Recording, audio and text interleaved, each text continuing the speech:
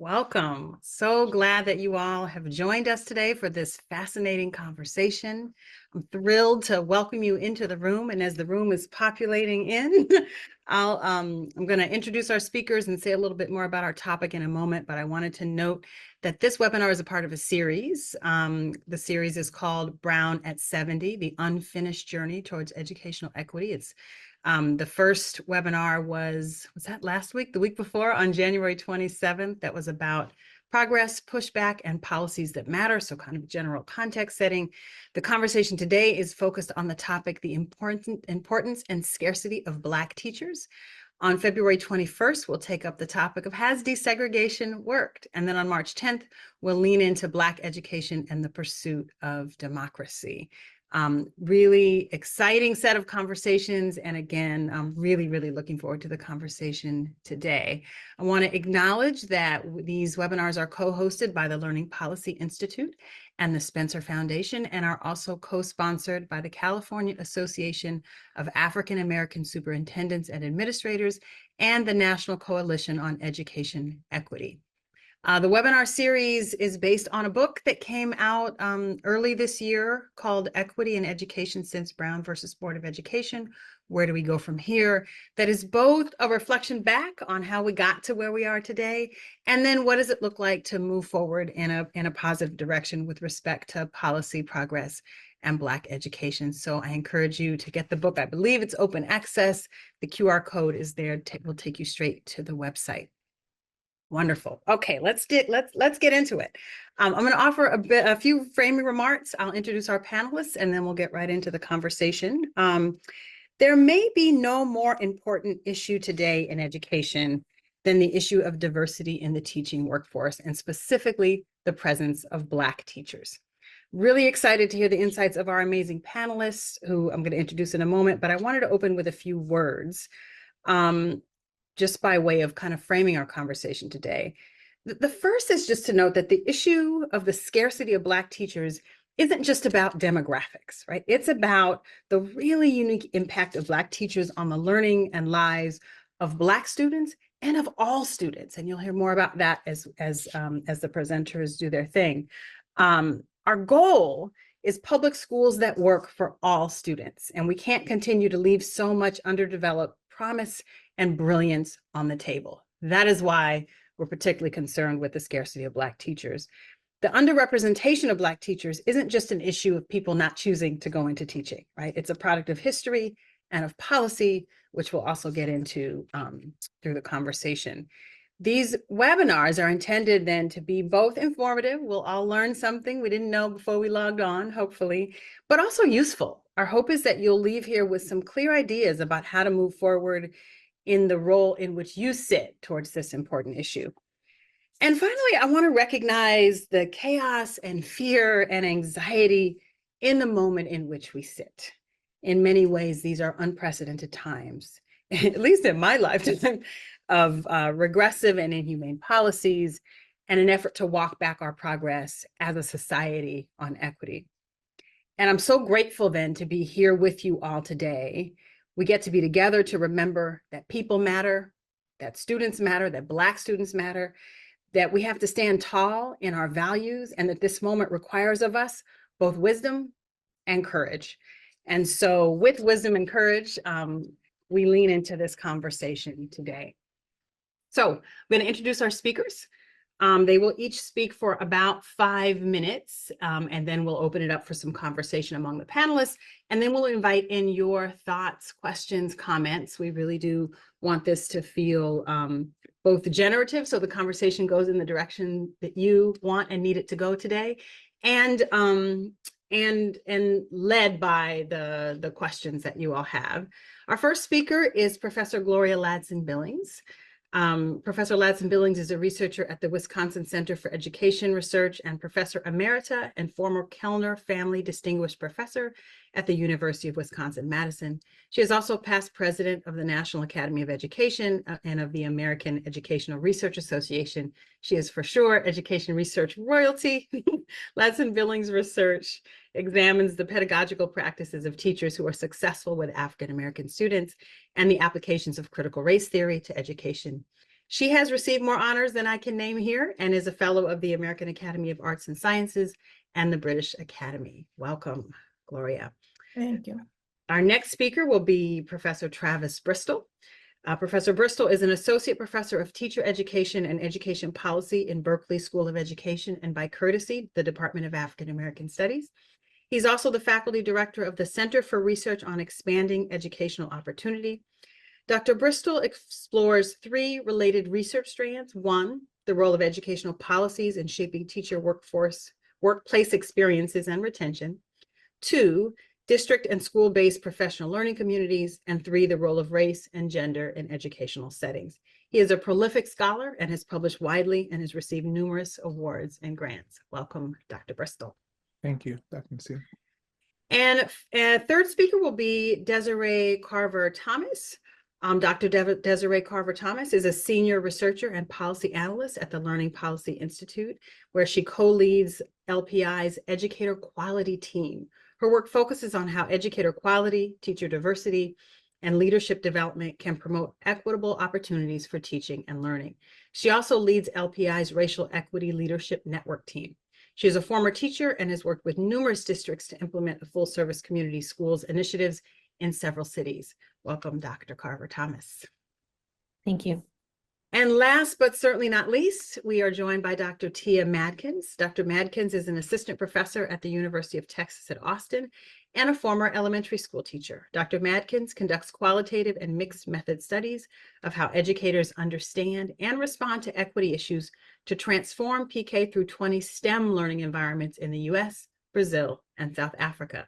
She was a 2023-24 Fulbright Scholar, is the 22-25 Programming Co-Chair for AERA's Division K, and has received the 2023 AERA Critical Educators for Social Justice Revolutionary Mentor Award. Welcome, Dr. Madkins. Thank you, Dr. Nasir. So with no further ado, Gloria, I'm going to turn it over to you. Okay, thank you so much, Naila and my fellow panelists. I think I have 5 minutes, so I'm going to get started right away to just share with you a little bit about my contribution to this project. The paper I contributed was entitled, "But What About the Teachers? The Forgotten Narratives of Black Teachers in the Midst of Brown." And so what I tried to do in the paper was divide it into before Brown, what Brown actually meant for the Black teacher, point out that it was also the North that was implicated. We often have this discussion about the South, and then looking at this whole notion that of Black teachers believing that all students can learn. For each of these sections, I focused on the work of an individual and tried to share that teacher narrative. So for Before Brown, I talked about the pioneering work of Septima Clark. When I talked about what Brown meant for the Black teacher, the fact that 35,000 Black teachers' jobs were lost in the South because of the way in which districts and states implemented. I looked at a teacher that I called Pauline Dupree. That's a pseudonym because she was actually a part of a bigger study that I did. But as someone growing up in the segregated South, in Mississippi, she recognized Black teachers as really the only professional women in her community. So they became a kind of template for her in developing her own teaching. In the section on It Was the North Too, I looked at facing de facto segregation and the need to prepare Black students to be better. I used an example of a teacher in the Philadelphia school system, Ethel Ben, and her focus on racial uplift and maybe exactly what Jarvis Gibbons would call fugitive pedagogy, teaching those things that were beyond what the authorized curriculum was. And then when I focused on believing they all can learn, I looked at a teacher who was the first Black teacher to earn National Board Professional Teaching status in secondary mathematics out of Cincinnati, Kimya Moyo. The conclusion of the paper looks at what I call the Brown fallout, what has not changed. And I actually asked a very provocative question back in 2007, and that question was, well, can we at least have Plessy? I was suggesting that it would be better to have a real Plessy than the ongoing fake Brown, because a real Plessy would mean that the separate schools that Black and Brown children find themselves in would be required to have equitable funding, equally qualified teachers, and equal curricular materials as their white middle income peers. I argued that it was fairly clear that school districts were not going to ever truly desegregate. And since Black and Brown children were going to remain in these segregated enclaves, why can't we do right by them in their own communities? Finally, I tried to make a point that it was important to note that white communities have actually successfully used Brown to their advantage.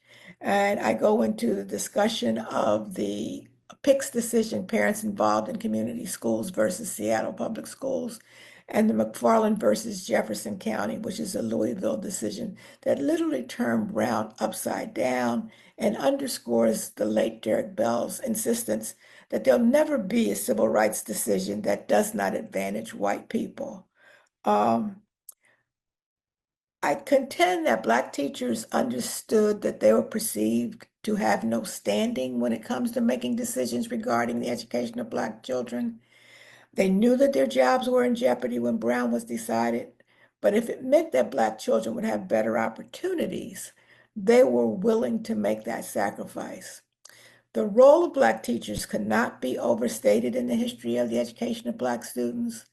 They often find themselves as advocates for Black children over issues such as special education assignment, representation in suspension and expulsion rates, and access to advanced placement and honors programs, along with access to quality co-curricular activities. But I also want to argue that Black teachers are important for all children. The rapid disappearance of Black teachers is troubling and disheartening. And so when it comes to the education of Black students, I think we must always ask, but what about the Black teachers? And I think I'll stop there.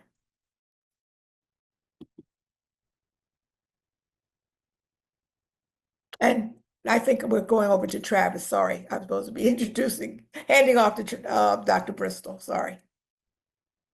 No worries. Thank you, Dr. Latson-Billings, for your paper and for your contribution to the field.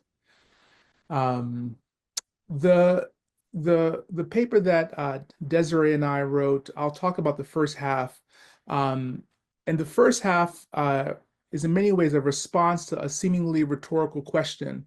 What is the importance of Black teachers in the 21st century? And it's seemingly sort of rhetorical, and it's also particularly relevant given that scholars have termed this moment in US history, now 71 years after the Brown decision, as the second or the new nadir of race relations in the US. Just a quick history lesson, this naming is in response to Rayford Logan, who in 1954 characterized as the nadir, or the lowest point, the period after Reconstruction through the early 1900s, in which anti-Black racism was on public display, most notably through the rise of the Ku Klux Klan. The Supreme Court's 1896 Plessy decision, with Dr. Latson-Billings just mentioned, that sanctioned racial segregation and Southern states the rescinding of voting rights. Now, the current socio-political climate is one in which pundits and policymakers have publicly shared their playbook to push back against Black social and economic progress. Individuals and government institutions have presented affirmative action as reverse discrimination. They've enacted state and local legislation to ban books that have centered the contributions of Black Americans. Florida Bill, for example, 1496. They've legislated against diversity, equity, and inclusion policies and practices in both public and private sectors. Coordinated the forced resignation of Harvard University's president, Claudine Gay, a Black woman, increased voter suppression in predominantly Black communities, ruled in the Supreme Court to end affirmative action policies in higher education.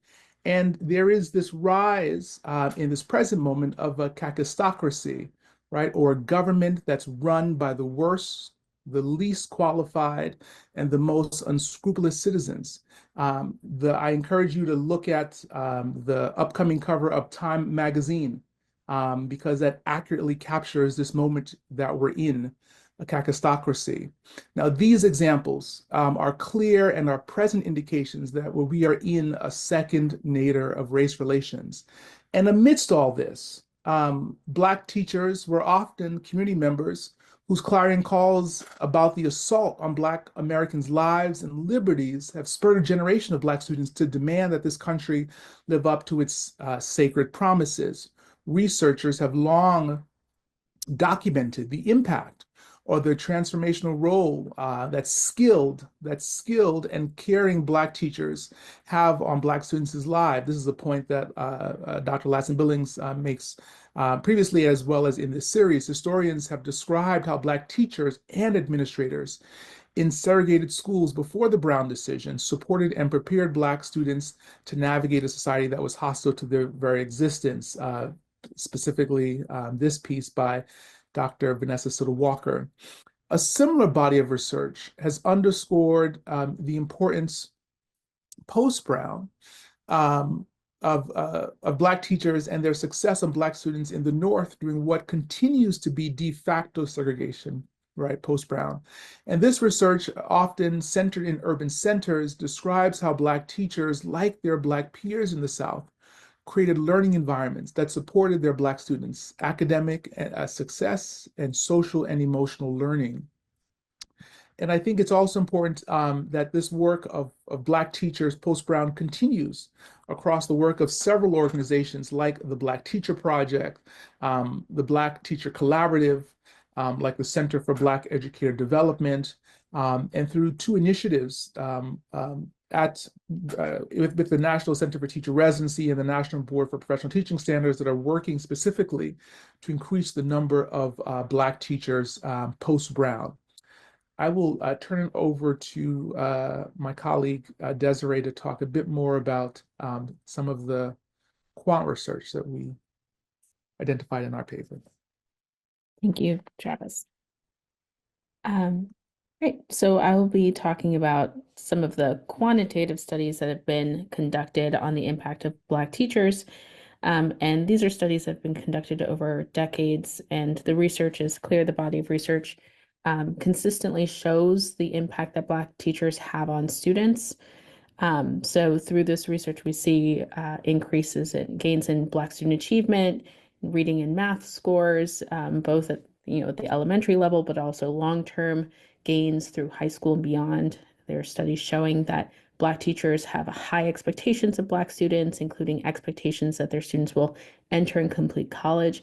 And as has been mentioned, these benefits don't just stop at benefits to Black students, but also to all students. So, for example, studies show that when Asian American, Black, Latina, white students have Black teachers, they have positive perceptions of those teachers. We see lower suspension rates among Black and Asian American students who have Black teachers, also lower likelihoods of chronic absenteeism among Asian American, Latina, and white students, and also benefits to white teachers who have Black teacher colleagues. So, for example, a study showing that when white teachers have Black teacher colleagues, their Black students also perform better than white students or white teachers who don't have Black teacher colleagues. What's important to note here, the way that studies like this are typically conducted is they hold a series of factors constant. So that might be school characteristics, teacher characteristics like experience and preparation, credential type. So what that means is that these findings don't necessarily say that being a Black teacher compensates or overcompensates for the teaching and learning conditions that might exist, or for the preparation experiences a teacher may or may not have had. but that when Black teachers are in similar settings, have similar experience and preparation, their students may have these additional benefits. Fortunately, what we see is that the Black teacher workforce is in decline. So what this graph is showing is the proportion of teachers of color in the teacher workforce since 1987. And you can see the top line, that's teachers of color as a whole. That's increased from 13% of the teacher workforce to about 20% of the teacher workforce in the most recent year available, 2020. So that's a sort of slow but steady increase.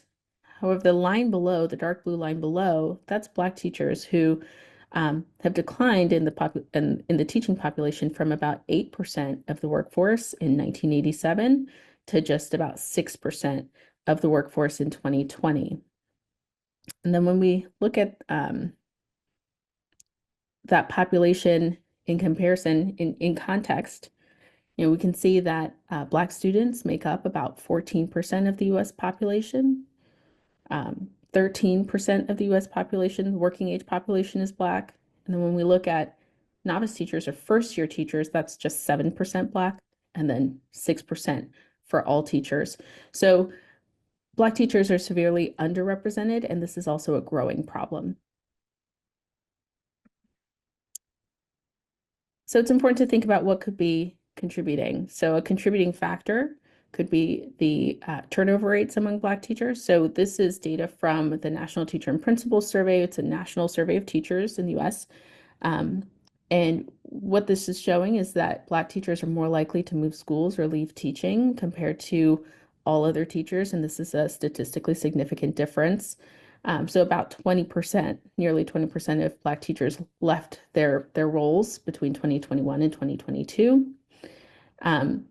And then, looking at the other, what else we hear from Black teachers in this survey, are more likely to report that they enter teaching through an alternative certification route and had limited access to pre-service preparation, such as coursework and student teaching. So this is associated with higher turnover rates. They reported not being assigned a mentor in their first year of teaching, also associated with higher turnover rates. Black teachers reported that, if they were more likely to report that if they could get a higher paying job, they'd leave teaching as soon as possible. And Black teachers are also more likely to teach in states that have lower salaries in an already low paying career. And finally, Black teachers report experience stress and disappointments involved in teaching at their school that aren't really worth it, which could also be pushing them out of the profession. So with that, I will turn it over to Tia. Thank you, Desiree. Good afternoon once again, everybody. I want to share just a little bit of my research and practice here in Texas that I think where we certainly have a lot going on right now, as you all know. I think that will add some context, but also underscore the importance of Black teachers and offer some practical implications and insights to complement the powerful research evidence our panelists just shared. I think in the chat, they will share a link to a Google Drive folder that I created that offers a few resources connected to some of the things I'll share right now. As our brilliant panelists just pointed out, we know that the Black teacher shortage has been a historical, but also remains a contemporary issue. For example, here in the state of Texas right now, in one of our current studies, we are interviewing Black STEM undergraduates who are attending institutions here in the state of Texas, which, by the way, is the state in the US that has the largest Black population, right? So we've had several students who grew up in Dallas and Houston tell us they've never had a Black teacher, or perhaps have only had one or two Black teachers, often in elementary school, and that starts to disappear, right, as they go through their K-12 experience. That's shocking to hear, especially in these very Black cities like Dallas and Houston, where at least demographically, we might expect it's more likely that students would encounter Black teachers, but it provides us with a little bit of qualitative data and anecdotal data about the impacts of this shortage, right? And what the experience is like for young people. We also know that these shortages look different across urban, suburban, and rural schooling contexts, and in particular content areas, such as mine like STEM education, or in special education, where these shortages of Black teachers are often exacerbated. I've shared some resources in the folder that can help us to understand the nuance of some of this, as well as thinking about this in an international context. We know that unfortunately, this imperative is not unique to the US and is happening across international contexts like Canada, the United Kingdom, and other countries. So I want to make sure that we're understanding that this is not just a US-based problem, but also a global problem. These shortages occurring in our current socio-political context remind us that it's even more important to recruit and retain Black teachers right now. As has been mentioned by all of our panelists, we have much evidence to show the positive impact that Black teachers have on Black children and youth across contexts, but importantly with all children, especially in their work to support learners' academic success and their socio-emotional well-being. I've shared in the resource folder an article that really uplifts Black teachers' affirmations and their work towards student socio-emotional learning, and thinking about that again from a transnational context and thinking about the important work that Black teachers do for all children across contexts. Finally, in my remaining time, I just want to lift up a couple of things to help us affect change and think about building momentum in our local context based on the powerful research that our panelists have just shared. So I'll highlight quickly a few policies in practice that I think can help us to recruit and retain Black teachers. Again, these are small things, but things that are happening. And when we build coalition, when we are thinking about coalition building and thinking about impact, these things can work together. I want to highlight that in Travis's and Desiree's white paper, they share research evidence related to how many Black teachers need financial supports to access teacher preparation, right? That thinking about the financial impacts of becoming a teacher are really important. This is an issue that we hear students constantly discussing, especially in urban areas with high cost of living, where we know some of our undergraduates and even graduate students are working full time in addition to their coursework to support themselves. And that becomes even more stressful when they have to do the student teaching full time. One thing that's been happening locally here in Texas to alleviate some of that financial stress is paid student teaching, which is catching on in a lot of places, but it's something that we need to have a more concerted effort around. Another thing to think about there is students are already into a district where they know they might be successful. They know what's going on. It's going to also increase their chances of getting jobs locally there. We're also seeing increased funding and support for teacher residency programs, which are important for career changers, which we know a lot of Black teachers are doing. They're going into teaching as a second career choice. But they've also been shown to increase retention of Black teachers. In states like mine and others where we have extreme teacher shortages right now, residency programs like the one we're implementing at my university at UT Austin are gaining more popularity. So in the folder, there's a link to an LPI report focused on residencies in Texas that I think can offer some guidance to districts and states that are in this situation and consider some options to help support that. Finally, I just want to lift up racial affinity groups, both for pre-service teacher education and for induction, kind of beginning teacher supports. During COVID, we saw a lot of that happening on Zoom, where teachers just had a space where they could talk with other Black teachers to share their experiences, get ideas, and just connect with other Black folks. These are especially important right now, and I just want to remind us to think of innovative ways to keep implementing these. I keep reminding my colleagues that this is not illegal right now. We have to remember to turn out the noise, right? So that we can really support our teachers and our student teachers, especially as they need more mental health supports right now. I will stop there and hand back over to our moderator. Thank you. Wonderful. Thank you all. You've given us so much to think about. I wanted to start just by giving you an opportunity to talk with one another a bit, and then we're going to get to some of these great questions that are coming in. Please keep them coming in. We hear you want to hear a little bit more about how and what do we do now. We're going to get to that. But I wanted to start by opening up to the panelists. What questions or thoughts do you have for one another? So maybe Dr. Latson-Billings, I'm curious, given your work and experience, what feels different about this moment, if anything, particularly our discussions on Black teachers?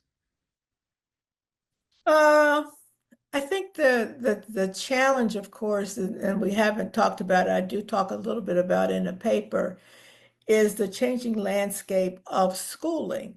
So the combination of increased charters and voucher programs are literally decimating large urban school districts. I attended school in Philadelphia, go Birds, But I attended a high school with 4,500 students in it. And I met the principal of that high school back in November while I was at the Black Male Education Conference. He has 350 kids in this big, huge building. So that there is a kind of shifting of the landscape of where the students are that makes it really difficult to kind of focus on the teacher population because we don't even know if we're going to have enough students. Add to that the fact that post-COVID, the return of kids has been dismal. Our truancy rates are ridiculous at this point. And nobody's actually going out after these kids. They're just not showing up. Thank you. Yeah, thank you. And I have a question for you, Travis. I just couldn't get off of mute to beat you in front of the line. But I'm actually working on a paper that I've titled The Second Nadir. And I'm wondering, as you think about the beginning of what's this second nadir period is, where are you placing it in the historical time frame? What are you seeing as the beginning? I mean, we all know that the first nadir is just post-Reconstruction, so we have a pretty clear line. Yeah. So, and again, it's not, I just want to, in full disclosure, it's not my naming it as the second nadir. I think that maybe the rise of the Tea Party, I think could be a place, in many ways, a reaction to the election of the first Black president. I think it could be a place where we might demarcate the start of the second nadir. Okay, thank you. Yeah, other questions from panelists for other panelists?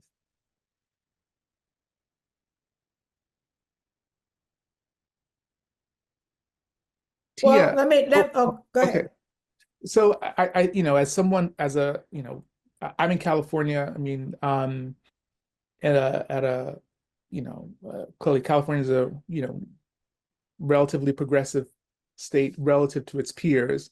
And, Tia, the fact that you're in Texas, I mean, that you're at an institution, you all in many ways have got a head start in terms of thinking about how to respond to or navigate the anti-DEI world in which we live, where it's embedded in policy, right? So it's always been there, but it's embedded in policy. I mean, I'm curious, what guidance, wisdom, do you have for faculty who are now in places in more blue states that are now having to react to, right, federal policies that are anti-DEI? Absolutely. We have a lot going on here, to say the least. And we've been navigating that for a little bit. One thing I will just start by saying is if we're committed to this work, then we're committed to doing it, no matter what the context looks like. As you and others on the panel have pointed out, people have been doing this often in worse conditions than we're living through. And so if we're going to say we're about the equity and justice-oriented work, then we have to stay committed to that. We also have to know how to work within that context. And so one thing for me that's been really helpful is trying to figure out what's the noise versus the facts. And so for faculty who are at institutions of higher education, joining the union, the AAUP, which I'm happy to put their link into the chat, which is now a part of the American Federation of Teachers, has been really helpful here. They have literally held webinars, sent us like guidance that we need to add to our syllabi, reminding us of what the law is and how it's being interpreted, what's allowed in our syllabi and in our instruction and not. And then just thinking about also local professional associations. That's really helpful for our teachers who are on the ground doing the hard work with young people every day. For example, our social studies teachers org did a great document that helped people to understand what they could and could not teach when they implemented, for example, here, the can't teach about slavery. So they put the law and then what we can, like what teachers can and cannot do, so they know what the line is. So things like that have been really helpful, and a lot of those grassroots organizations have been really helpful in that. Thank you. That's good. That's good. Thank you. Desiree, I had a question. Oh, sorry. Go ahead, Gloria. Yeah, I had a Tia question too, and that is in some ways the changing, again, back to the students' landscape in Texas. Last time I spent some time in Dallas, I was really shocked at how many Black families are in the Dallas metropolitan area, but not in DISD. And so do you have any insights about that sort of those shifting geographic moves, as well as, you know, the recent takeover of Houston Independent School District, and who is that really catching up? You know, who's caught in that net of state takeover? I can't speak to the state takeover as much, but we know that Black children and Black teachers are definitely folks who are highly impacted by that. As far as thinking about Dallas, which has a huge metroplex, we are starting to see more Black folks move out into what we would consider suburban areas, just for a lot of different reasons, but also because of the gentrification patterns that we tend to see in urban areas like Dallas. We've seen that happen all over California, right? So as places become more costly to live in the actual city, folks are moving out, but that's causing a rather quick shift into the suburban school districts that are not quite as prepared. And again, just going back to what I was mentioning earlier, this is what we're starting to see, where Black children are now in these districts that have largely had white women as their teaching workforce. And so kids are even less likely now to see a Black teacher to have one. Yeah, Thanks. thank you. Desiree, I was going to turn it to you to talk to us about what have you seen that's working? What have you seen at the district level, at the state policy level, that you think is really important to move things in the right direction here? I think I was going to sort of second some programs that were mentioned by Travis and Tia, specifically around teacher residencies, for example. And I think, looking at, California, obviously there's lots of places, but I'm also in California. I think it's an interesting example because California is a place where, despite having a certain reputation, outlawed affirmative action years ago. And nevertheless, has made efforts around teacher diversity that I think could be promising in other places. So, for example, by supporting teacher residencies, which do have, more diverse, residents are more diverse than other individuals going through other kinds of preparation in the state. And like Tia mentioned, also have higher retention rates. And I think it's important to think about that as sort of, recruitment and retention being really interlinked, that states can support high retention pathways into the profession, as opposed to sort of just trying to recruit Black teachers through any means and then being disappointed when they turn around and leave because they aren't fully prepared to do the difficult work of teaching. So I think teacher residencies is a really key example. And I think, another program in California that is just kind of getting off the ground again is the National Board Incentive Program, which provides subsidies to teachers in priority schools that will, pursue board certification and then annual stipends when they're teaching in high need schools. And I think, there's something there around tailoring these kinds of programs to the schools where they're most needed, which also happen to be the schools where Black teachers are most likely to teach. So, it's kind of a route that, might not be explicit, but can support teacher recruitment, teacher and teacher retention through sort of career the sort of career ladder approach. Yeah, thank you. So there's some questions coming in, and if I could kind of summarize or mush a few of them together, folks are wondering about what can be done, and there seems to be in people's mind like this link between retention and wellness and support, right? So what does it look like kind of locally within a district if you are supervising teacher candidates, what kinds of support can people provide that result in helping and motivating Black educators to start and stay in the classroom, and in particular in this climate.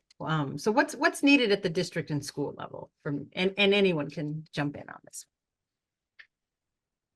Well, I would just start by saying there's pretty good evidence that having a more experienced mentor or partner is going to go a long way in helping someone, um, you know, persist. I think, one of the things that I think people are up against when they make mistakes, they think they're the only one who's made that mistake. And then their tendency is not to even share the mistake because people will think that they're not competent. But when you have someone to kind of walk alongside you and say, you should anticipate that, this may go wrong, or you should not worry that it's the end of the world because you forgot to do X, Y, or Z.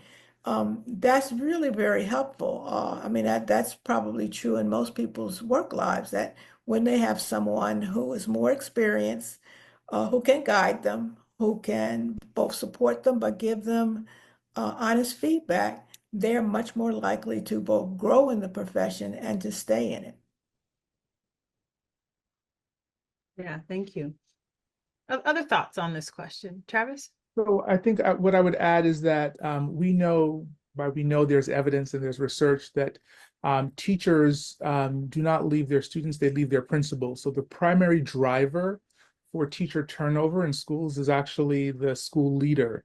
And so I think what's needed is we need superintendents to organize some capacity building work for school leaders in their district. And some of that capacity building has to include how do you attend to the social emotional sort of experiences of the teachers in your building, as well as thinking about, of course, how do you improve their practice. I mean, they're not disentangled, but I think lots of the work around supporting school leaders has primarily focused on practice rather than also thinking about the social emotional needs. And so I think that capacity building for school leaders would be really important and critical in this moment because they'll be done in service of teachers, but then also be done really in service of students. Yeah. Let's see, what else do we have coming in? We're talking about Black teachers and the kinds of institutional supports that are necessary. And there's this thread around kind of well-being and healing, and particularly what that might look like in predominantly white or spaces that could potentially be toxic for Black teachers. Wondering if you all have thoughts about that, that healing and well-being work. What does that look like, again, locally or across a district? Well, I'll jump in too right here so we won't have these too many awkward silences. It's interesting that years ago I supervised a dissertation out of the School of Medicine. A woman was getting her doctorate in nursing, but she's very interested in pedagogy. So I ended up being on the committee.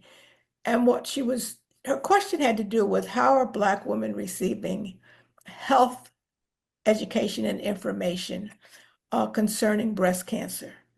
What she was seeing is that, although Black women have less incidence of breast cancer, they have a higher mortality rate. And part of it has to do with they don't get to the doctor, they don't get the care, and they often have misinformation about what's happening. So that there is a wall between the healthcare industry and these. And her hypothesis is if we could change the delivery system for healthcare information, we could get more. And she did this project in which she took a busload of African American women on a shopping trip to the Mall of America. Mm. And going out, she gave them all a pretest, what they knew about breast cancer. She showed them videos with other Black women sharing their experiences. She had a couple women on the bus who were also survivors, and they told their stories. They went to Minneapolis, they shopped, stayed overnight, shopped some more, and they, on their way back, she did a post test. And it was amazing how much more information people, got in that setting. Mm. Now, that's not the kind of thing that the typical physician is just going to hand you a brochure, read this, learn about this. So I'm thinking that probably what we think of as health and well-being in one context, Mm. oh, let's all do a ski trip. Well, I'm not going skiing. Or, we had another example from breast cancer, community focused breast cancer, is we have this group that does this canoe trip to the Mm. rapids, and the Black women are like, I'm not doing that. So there's it on the one hand, it sounds like a fun trip, but it's not the kind of thing that a particular clientele you're trying to reach is going to select. So if for example, the well-being activities seem to butt up against, say, someone's religious perspectives, they're Mm. not going to do it. Right. And so I think we do have to have varied ways, whether even if it's just soliciting from teachers, what is a way that would help you feel better and less stressed or whatever. And they're going to be different. They're not going to be the same thing. Yeah. Yeah. We'll just add, if y'all are not monitoring the chat, there's a whole class. Rudy is teaching a whole class in the chat right now. Thank you, Rudy. And there's some other wonderful reading suggestions and thoughts. One of the questions coming in, and I think a few of them are asking for specific examples. So here's one. What is an example of a school or school district where Black teachers are well supported and thriving, not just surviving? Travis, I'm looking at your face. You're like, oh. So a program. Do folks have places they've seen or heard of where they think there's some really, or at least elements of really ideal practice happening? And could you describe them? I'm happy to jump in here. So I and some colleagues at LPI have been working on a study through the Racial Equity Leadership Network body of work that we have. And it's a study of district leaders who advance racial equity in Southern districts in the US. And we feature 4 districts in Texas, North Carolina, and Kentucky. And, we started this research back in 2016. And in all of the districts that we feature, um, you know, districts were doing work to advance racial equity for their students. They were also doing this work in contexts where it was taboo to talk about race in any way, in it, really deeply or explicitly. Um, and yet, they were finding ways to move their initiatives forward. In one case in a, big city, and in other cases in really small rural areas. So across these contexts, there were, in some cases, efforts around teacher diversity. And in one particular district, which was in rural North Carolina, they created some, explicit teacher pipelines. So like early college was one, where there were high schools that offered teaching, like a teaching track, where their graduates were doing coursework at a partnering community college. They were practicing tutoring with younger students in the district. They were promised a position when they come back from earning their teaching credential. They'd have a position waiting for them. And I think there were some important sort of moves in that district where, there was some, explicit, focus on improving the outcomes for Black students in that district, in parts of the district that had been long neglected and underserved and under-resourced, and to say, we've got to do something. If we want different outcomes, we have to do something different. And I think being able to lean in on those data points and just say, these students are not being served, as well as, students in other parts of the district. And we have a responsibility to meet the need in a different way. And I think, I think that's, at least in that case, it was very powerful and supported, a whole community-wide effort, getting people on board with the changes that had to be made, which were really, all encompassing, not just looking at teacher diversity, but looking at a curriculum and, a host of other initiatives in a really comprehensive way, which I think is also important. So, teacher diversity is like, that one sliver of a whole approach to, district-wide transformation, and thinking about where that fits in sort of the broader approach. But yeah, so that's an example where, I think it was heartening to see that work happening, back in 2016 and see, the progress that was being made, even in challenging context. Yeah, thank you. I think Desiree's point about whole school or whole district transformation is very important here. In some ways, links to Travis's earlier point about people leaving because of leadership or lack thereof. And I had got a chance to work with a school district in suburban Minneapolis during COVID. And one of the big decisions they made was to do away with remediation. And that was across the board. They said, we have no evidence that remediation works. Okay, so we're not just getting rid of it because we don't like it, or we don't have any evidence that we should be deploying resources in this way. We have not one scintilla of data that says a kid actually started doing better because they went to remedial classes. So they got rid of all remediation and they moved to acceleration. And as a part of the acceleration, they required, as a condition of high school graduation, that every student take at least one advanced placement course or one honors course or one college course. And they said, and we're very broad. And when we say this, so we're not going to just offer AP British history. We're going to offer AP music and art classes. We're not just saying you have to go to the University of Minnesota and take a course in calculus. They actually teach dance at the University of Minnesota. And if that's something you're interested in, then that's your college course or an art class. Their point was they wanted their students to get used to understanding they belonged in these spaces.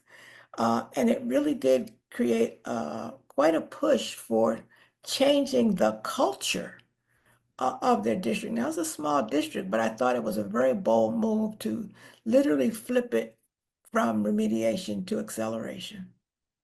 Yeah, thank you for that. I just want to say that I just put a link into the chat. Some of you may have seen this new paper by Thomas D that found that actually when a district moved students from remedial courses and integrated them, that actually there was no sort of impact on those students. Actually, their math scores, right? Their math scores sort of struggling, right, over time. There are a couple of other wellness groups that I think I just wanted to highlight. So I think to answer your question, Dr. Nasir, I think it's happening in pockets. So it's less throughout districts, but then there are groups that are working on this. So the Black Female Project is doing work here in California, the Black Teacher Project in California and in Georgia, NYC Men Teach. They're doing some important work in New York City, the Teaching Well, so here in California. So there are pockets, and I think that the challenge is that many of these groups, rightfully so, they're working with teachers, and there is a gap, I think, in this kind of work happening with leaders. Yeah. So some things do trickle down, and I think starting with leaders is an important place to start. Yeah, thank you. Thank you for that and for those great examples. Tia, I wonder if you might say something. We've been talking kind of about Black teachers in general, and I know that your focus is on STEM teachers in particular. Is there anything we've learned about recruiting Black teachers into STEM, or what the shortages look like, or anything you can offer around STEM in particular? Absolutely. We know that those shortages are very nuanced by place and by subject matter, right? So oftentimes we are seeing more Black folks in mathematics and science classrooms than we are in computer science or engineering classrooms, right? If those courses are even offered at school sites.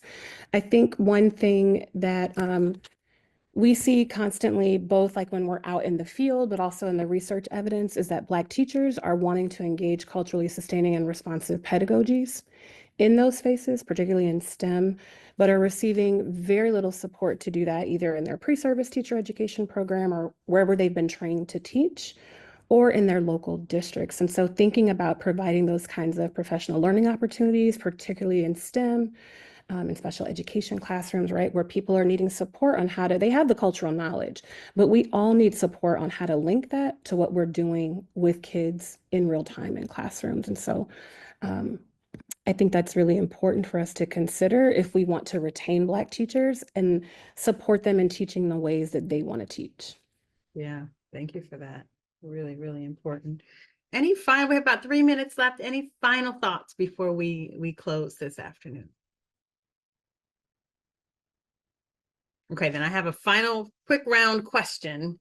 What is giving you hope about Black teachers in the state of teaching right now?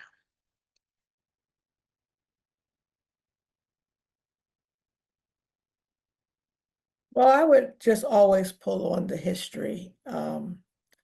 This is one of the enduring professions for Black people, even during enslavement. If you know Mila Granson's story, here she was enslaved and she was teaching reading and literacy to other enslaved people after dark. So she ran what was called midnight schools. And what was really funny is when she got discovered, they could not arrest her because the law specified no white person could teach an enslaved person to read, but it didn't say anything about Black people teaching Black people to read because they didn't presume that we would know how to do it, and so they really couldn't prosecute her. So I mean, like I'm saying, we go all the way back to our earliest sojourns in this nation, that we've always been teachers, not always in the formal sense.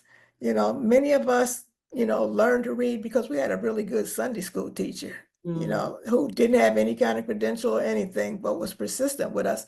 So my hope is that we will continue to be committed to our children in ways that force us, whether we have the real designation of teacher or not, that we will continue to teach. Yeah, thank you. Thank you for that. Well, with that, I want to thank you all for being with us this afternoon. Thank you to our amazing panelists. This is the hard thing about being online. You can't hear the applause. Just imagine a chorus of applause. And thank you all for choosing to spend a part of your afternoon with us. We had some folks who said, I was on my lunch break and I got to go back to work. So we really appreciate your showing up for the conversation and hope you were as energized by this conversation as I have been this afternoon.